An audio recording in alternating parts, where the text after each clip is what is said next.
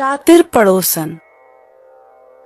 कामिनी बहुत ही खूबसूरत औरत थी। उसे अपनी खूबसूरती पर बहुत घमंड था, लेकिन उसकी शादी बहुत ही साधारण दिखने वाले आलोकनाथ से हो गई थी, जिसे वो बिल्कुल भी पसंद नहीं करती थी।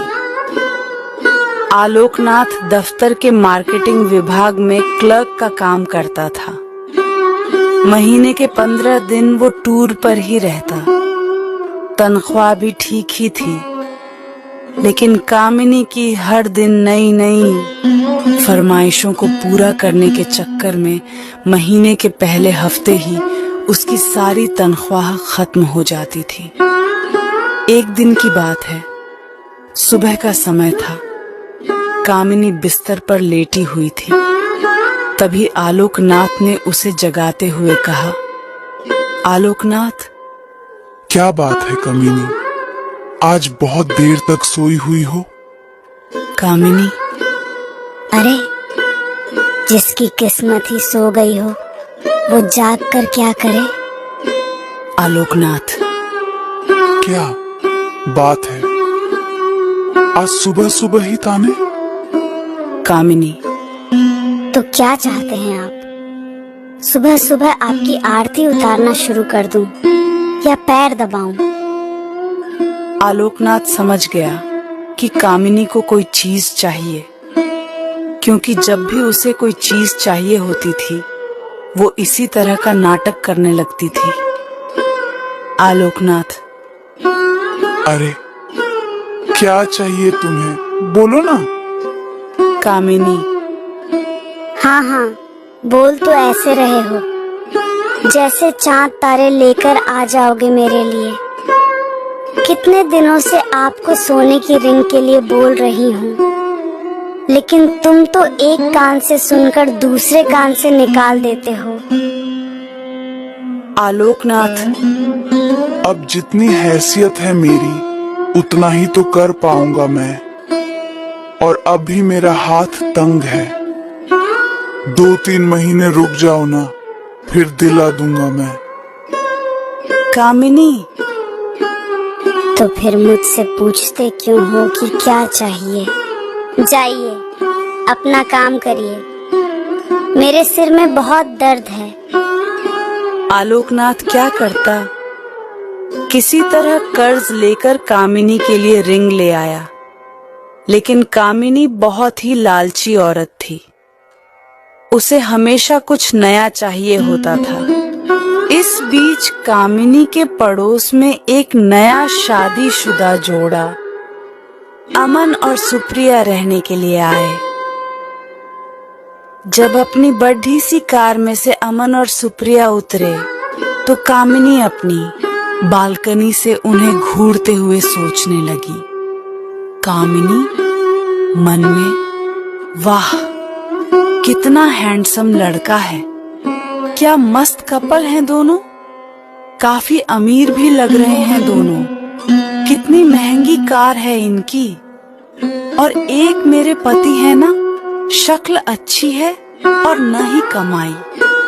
कामिनी को जब पता लगा कि ये जोड़ा बिल्कुल उनके बगल में रहने के लिए आया है, तो वो उनसे दोस्ती करने के लिए मचल उठी।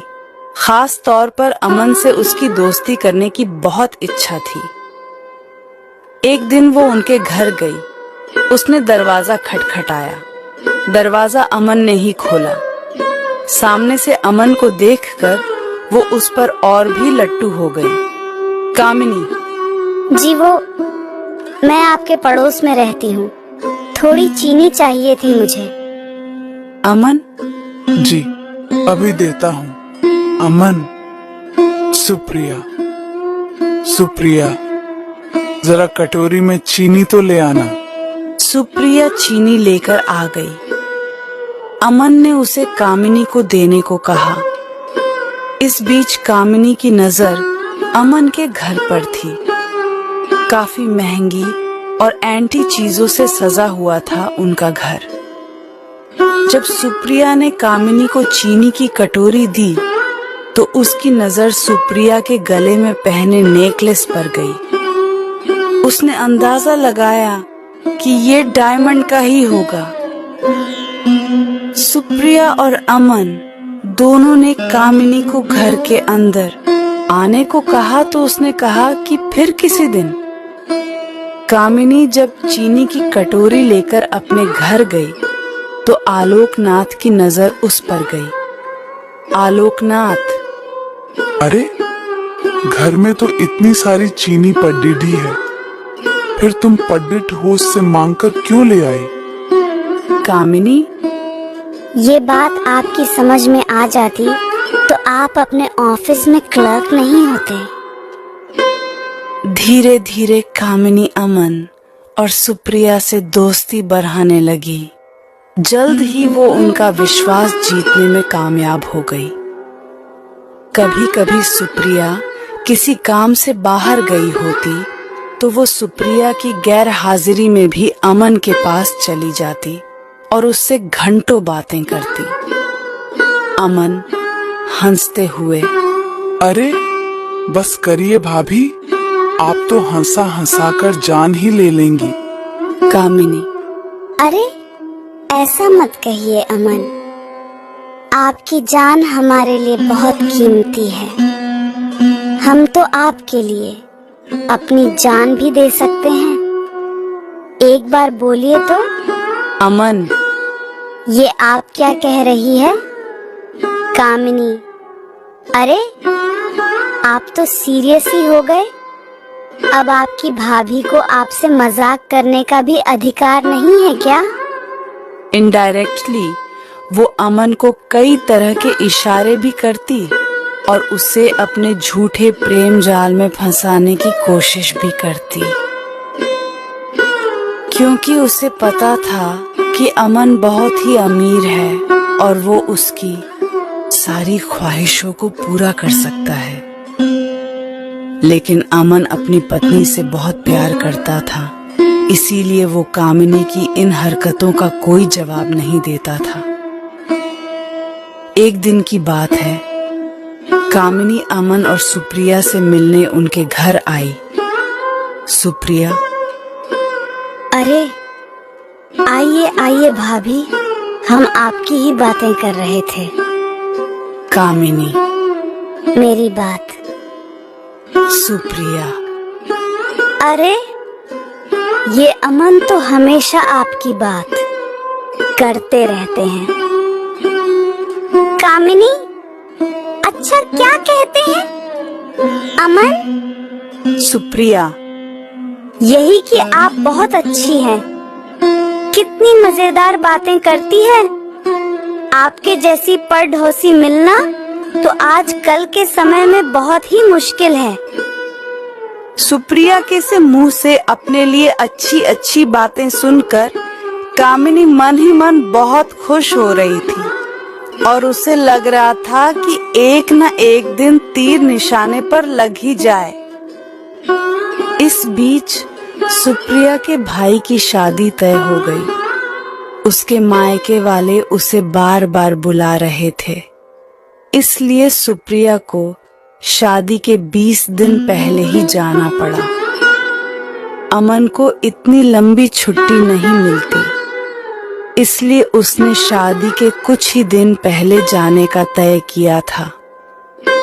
इधर कामिनी को जब पता लगा कि सुप्रिया 20 दिनों के लिए अपने मायके जा रही है तो उसने मन ही मन एक प्लान बनाया। कामिनी मन में, यही सही मौका है अमन को फंसाने का।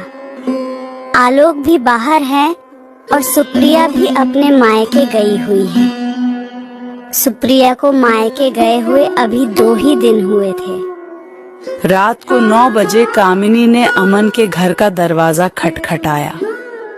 अमन ने जरा देर से दरवाजा खोला। कामिनी, क्या बात है अमन, बहुत देर कर दी दरवाजा खोलने में। अमन, अरे भाभी, वो किचन में रोटियां बना रहा था। आपको तो पता है ना, मुझे बाहर का खाना बिल्कुल पसंद नहीं है। कामिनी, अरे तो मुझे कह दिया होता, मैं बना देती। लगता है आप मुझे पराया समझते हैं। अमन, अरे नहीं नहीं भाभी, ऐसी बात नहीं है। मुझे खाना बनाना अच्छा लगता है। कामिनी, लेकिन मुझे ये अच्छा नहीं लगता कि मेरे रहते हुए आप किचन में खाना बनाएं। कामिनी भले ही अपने घर में कम ही खाना बनाती थी, लेकिन यहाँ तो उसका मकसद कुछ और था। वो किचन में गई और उसके लिए फटाफट खाना बनाने लगी। उसने ना सिर्फ खाना बनाया बल्कि अमन को खिलाया भी। अब तो कामिनी सुबह शाम उसके घर आती और उसका खाना बनाती। अमन को कामिनी का ये स्वभाव बहुत अच्छा लगा। एक दिन अमन, कामिनी भाभी, मैं आपको क्या कहूँ,